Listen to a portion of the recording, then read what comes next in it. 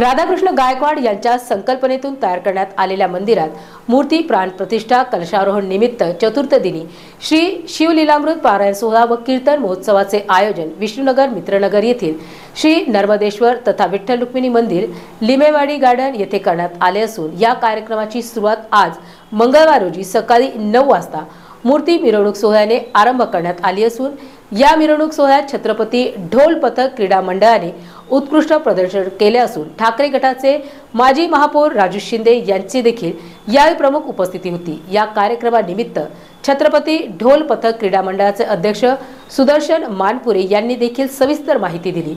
यानंतर सायंकाळी रात्री 1 ते 8 वाजेदरम्यान सुप्रसिद्ध गायक राहुल खरे यांनी सहकारी यांच्या वतीने भजन संध्या कार्यक्रमाचे आयोजन करण्यात आले असून शुक्रवार दिनांक 23 ऑगस्ट 2024 रोजी सकाळी 7 ते 10 या वेळेत मूर्ती स्थापना कलशारोहण श्री महंत 108 स्वामी नामदेवगिरी महाराज बाळेश्वर संस्थान कनकशीर यांच्या शुभ हस्ते संपन्न होईल अशी कार्यक्रमाची रूपरेषा ठरवण्यात आली आहे।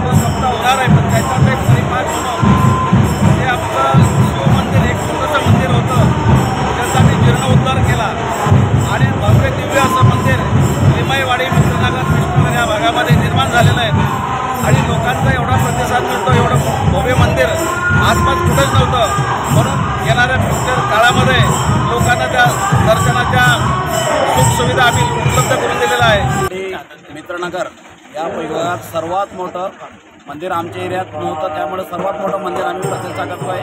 ही प्रतिष्ठा 24 तारखेपासून 24 ऑगस्टपासून लोकांना समर्पित करण्यात येईल। 3 दिवस लोकांचा प्रोग्राम चालेल। माध्यमातून चालत असणाऱ्या उत्सवातून मिळालेली प्रेरणा आणि त्या प्रेरणेच्या द्वारा मंदिराच्या जीर्णोद्धाराची संकल्पना निर्माण झाली आणि त्या संकल्पाची पूर्ती 20 ते 23 या कालावधीमध्ये होत आहे। 23 तारखेला मूर्ती प्रतिष्ठापना होऊन कलशारोहण होऊन महाप्रसाद भव्य दिव्य महाप्रसादाने हे मंदिर सर्वांसाठी दर्शनासाठी उपलब्ध करून देण्यात येणार आहे। थोडी कमी आहे कारण ह्या एरियामध्ये एवढं मोठं मंदिर आतापर्यंत कोणतंही नव्हतं आणि त्यांनी सर्वांनी मिळून हे फार मोठं मंदिर असं प्रशस्त उभं केलेलं आहे। त्याबद्दल सर्व चारिधाम क्रीडा मंडळ शारदीय नवरात्र महाजन समितीतर्फे अण्णाचे आम्ही जाहीर आभार मानतो।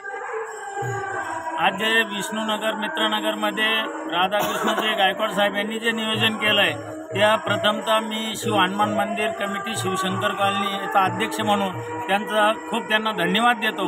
एक आध्यात्मिककडे कसं वळायचं आणि आपल्या ह्या एरियामध्ये महादेव मंदिर असं नव्हतं, असं मंदिर त्यांनी इथं उभा करायचा कार्यक्रम आयोजित केला आणि त्यानिमित्ताने आज त्यांनी ती शोभायात्रा काढलेली आहे।